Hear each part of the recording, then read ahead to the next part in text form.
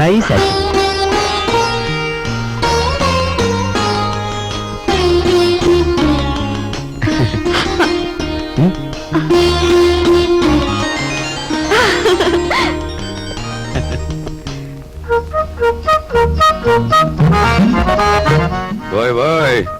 తొందరగా లాగించో లాగించో. లాగించు లాగించు అని జటకావాడు గుర్రపు తోగలాగినట్లు లాగుతుంటే తెరుచుకోవద్దు. దీని నంబర్లు తెప్పలేక నాకు దెమ్మ తిరిగిపోయి బొమ్మ కనిపించేస్తా. అంత చికాకున్నా వాడివి జీతాలు క్యాష్ పేమెంట్ ఇస్తాను ఎందుకు ఒప్పుకున్నారా బేవర్స్ నా కొడక? ఒప్పుకోక సావమంటావా? సంతకం పెట్టడానికి సిద్ధపడితే చెక్కు మీద అంతే మన బండారం బయటపడిపోయి స్వామియే శరణం. స్వామియే శరణం. ఫ్యామిలీ లేడీ వస్తుందట, వెళ్ళి దాక్కుంటూ దాక్కు. స్వామియే శరణం, స్వామియే శరణం, స్వామియే శరణం. పాలు తీసుకోండి. తీసుకుంటాను, అలా ఉంచు. రేపు ఆఫీసులో జీతాలు ఇవ్వాలి. సేఫ్ లో ఒక 6,000 తీసి నా బ్రీఫ్ కేసులో ఉంచు. అదేంటండి, ఎప్పుడూ లేని ఎనపెట్లో నుంచి నన్ను డబ్బు తీయమంటున్నారు? వ్రతంలో ఉన్నాను కదా, పాపిష్టి డబ్బు చేత్తో ముట్టుకోవడం ఎందుకు అని. దీని నంబర్లు నాకెప్పుడు చెప్పలేదు కదా, ఇప్పుడైనా చెప్పండి, తీసిస్తాను. ఎన్నాళ్ళు లేని డబ్బు యాతన ఇప్పుడు మాత్రం నీకెందుకు? స్వామియే శరణం. నే పూజ చేసి పడుకుంటాను, నువ్వు వెళ్ళి పడుకో. అలాగే. స్వామియే శరణం. ఆఫీసర్ గారికి ఇనపెట్టే కాదు, ఇళ్ళాలు కూడా లాసే. రే నోరు మీద వచ్చిందే ఎదవ పని మీద, అందులో మళ్ళీ విచారం ఐడియా ఒకట. ఆవిడనే కాదు, పని పిల్ల గురించి నువ్వు పల్లెత్తు మాట మాట్లాడిన పళ్ళు పిక్సి చేతులు పెట్టేస్తాను. ఓయ్ ఓయ్ పెట్టేద్దు గానీ ముందా పని చూడు. నే చూడలేను బాబు, నంబర్లు తిప్పుతుంటే అలు చేతులు లాగేస్తున్నాయి. ఈ కుంటనా కొడుకును మొయ్యలేక నా నడుము లాగేస్తుందా? బాబా పని చూడు. సత్తే తలిపేసి నువ్వు పని చూడు. నేనా?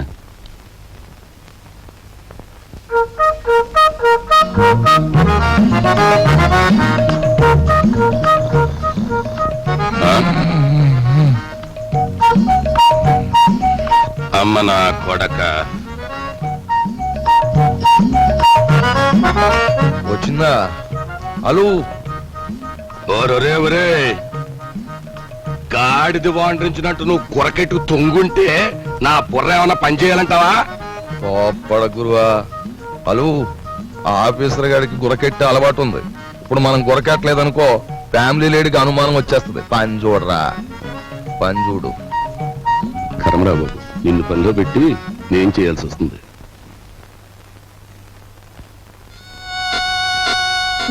వచ్చా అన్నయ్య వచ్చేస్తున్నాడు.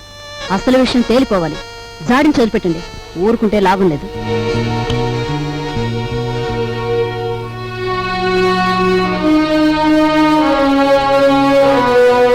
బావా, నా బాకీ తీర్చడం కోసం నువ్వు పడుతున్న బాధలు చూస్తుంటే అన్న మాట నిలబెట్టుకునేందుకు అష్టకష్టాలు పడ్డ హరిశ్చంద్రుడు జ్ఞాపకం వస్తున్నాడు నాకు. ఎంతకు నువ్వు చెప్పేదేమిటి? ఏముంది, నువ్వు హరిశ్చంద్రుడివి, మా నాన్నేమో విశ్వామిత్రుడు. నేను నక్షత్రకుండా అయిపోయాను అనవసరంగా. ఇదిగో ఇదంతా నాకు అనవసరం. నువ్వు మార్వాడి దగ్గరికి వెళ్ళి అర్జెంటుగా అప్పు చేసేయి. పుట్టిన ప్రతి చోట అప్పు చేశాను బాబు. నీ ప్రయత్నాలన్నీ ఫ్లాప్ అయ్యాయి కాబట్టి ఓ సూపర్ హిట్ ఐడియా చెప్తాను. ఏమిటి? దీనికి ఆడియన్స్ అంతా కావాలి. అత్తయ్య, అక్కయ్య, నా ఓన్ వైఫ్ సావిత్రి, ఓయ్ మేనల్లుడు, ఆడియన్స్ మొత్తం వచ్చేయండి. కమాన్. బావ కష్టాలన్నీ గట్టెక్కిపోవడానికి నేను 70mm ఐడియా ఇస్తున్నాను. అందరూ జాగ్రత్తగా వినండి. పెద్దాపురం బసవయ్య గారి అమ్మాయిని మన రాజుకిచ్చి పెళ్లి చేసేస్తే వాళ్ళు భారీ ఎత్తున కట్నం ఇస్తారు. దాంతో ముందు నా కట్నం బాకీ తీర్చేయచ్చు. మన సరస్వతి పెళ్లి చేసేయచ్చు. మిగిలిన బ్యాలెన్స్ డబ్బుతో ఓ కిళ్ళి కొట్టు పెట్టుకోవచ్చు. కాకపోతే ఏంటంటే ఆ అమ్మాయికి ఓ కన్ను గుడ్డి, ఓ కాలు కుంటి. వెధవ సలహాలు ఒక నోరు మూసుకో. మా రక్తం ఓడ్చైనా సరే నీ కట్టిన డబ్బులు నీకు సెటిల్ చేస్తాం. అంతవరకు తేరగా తింటూ కూర్చో. అంతేగాని ఇంకెప్పుడు ఇలాంటి పిచ్చి పిచ్చి సలహాలు మాత్రం ఇవ్వకు. జాగ్రత్త. ఏమిటన్నయ్యా, మనిషి అంత మనిషి మీ బావను పట్టుకొని వాడంతంత మాట్లాడుతుంటే నువ్వు చూస్తూ ఊరుకుంటావా? ఓరే, పెద్దంతరం చిన్నంతరం లేకుండా ఇంటి అల్లుండి పట్టుకుని అట్ట ఎత్తి పొదేస్తే ఆడి కాస్త గడ్డి పెట్టలేవు. లలిత, ఎండలో అలసిపోయి వచ్చాడు. వెళ్ళి వాడికి అన్నం పెట్టు. అమ్మో అమ్మో అయ్యో ఏయ్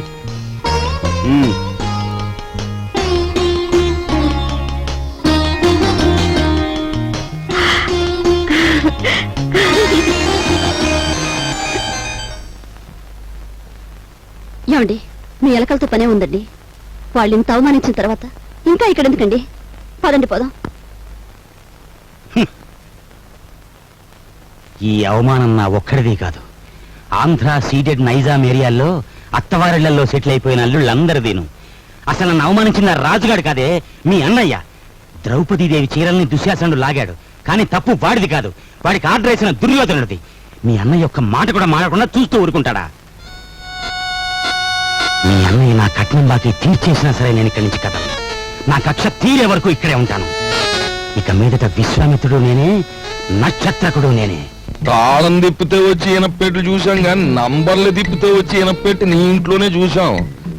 ఏ నంబర్ కింద ఏదెడితే పెట్టి తెరుచుకుంటుందో చెప్పేయి. నీ బెదిరింపులకు నేను లొంగను. ఆ నంబర్లు నేను చెప్పను. 4 రోజుల పాటు కడుపు కాల్చేస్తే దెమ్మ తిరిగిపోయి బొమ్మ కనిపించేస్తుంది. అప్పుడు నువ్వే చెప్తావు ఇంపాసిబుల్.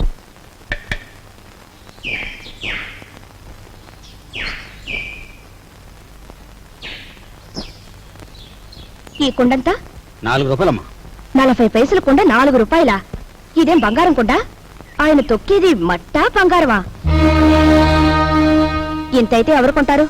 వద్దులే, వస్తా. కుమారరావణ దగ్గర నీ ఉద్యోగం ఏమిటట?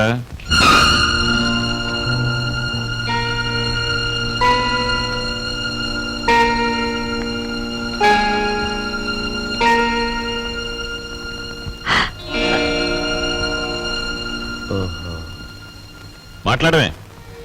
కుమారరావణ దగ్గర నీ ఉద్యోగం ఏమిటి? మట్టి తొక్కటం, అతను తయారు చేసిన కుండాల్ని ఎండలో ఆరబెట్టడం, కాలిన కుండాల్ని బండి మీద సెంటర్కి చేర్చడం. అది.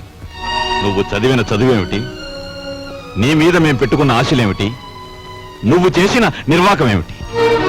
అతను నన్నేమీ అప్లికేషన్స్ పెట్టమని లేదు, పోస్టల్ అడ్రస్ జత చేయమని లేదు, వెధవ ప్రశ్నలు వేసి ఇంటర్వ్యూ తీసుకోలేదు, రికమెండేషన్ తెచ్చావా అడగలేదు, లంచం ఇస్తావా అడగలేదు. నన్నుగా గౌరవించి నాకు ఈ ఉద్యోగం ఇచ్చాడు. కానీ నీ పెద్ద కొడుకు మట్టి తొక్కుతున్నాడంట గాని ఊరంతా మీ నాన్నగారిని అడుగుతుంటే ఆయనకెంత నామోషిగా ఉంటుందో ఒకసారి ఆలోచించావా? అమ్మా, ఎటువంటి వంశంలో పుట్టాడు, ఎటువంటి మహారాజుకు మనవడని పెంచుకున్నాడు. అసలు నేను చెప్పేది ఏంటంటే,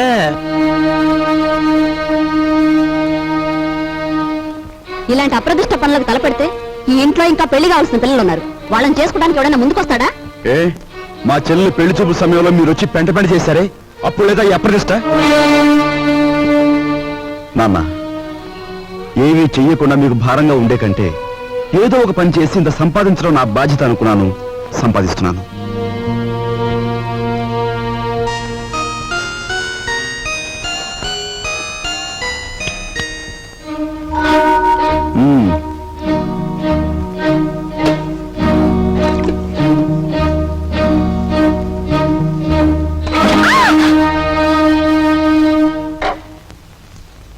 అక్కడ మట్టి తొక్కుతున్నట్టు ఇంట్లో ఎందుకు చెప్పు? అందరూ బాధపడతారనుకున్నప్పుడు మీరెందుకు ఆ పని చేయాలి? చేశారే అనుకోండి, ఆ సంగతి చెప్పకుండా ఎందుకు దాచిపెట్టాలి? మా అమ్మా నాన్నల విషయం తెలిసిన, మా ఇంటి పరిస్థితి తెలిసిన నువ్వు ఇలా మాట్లాడు.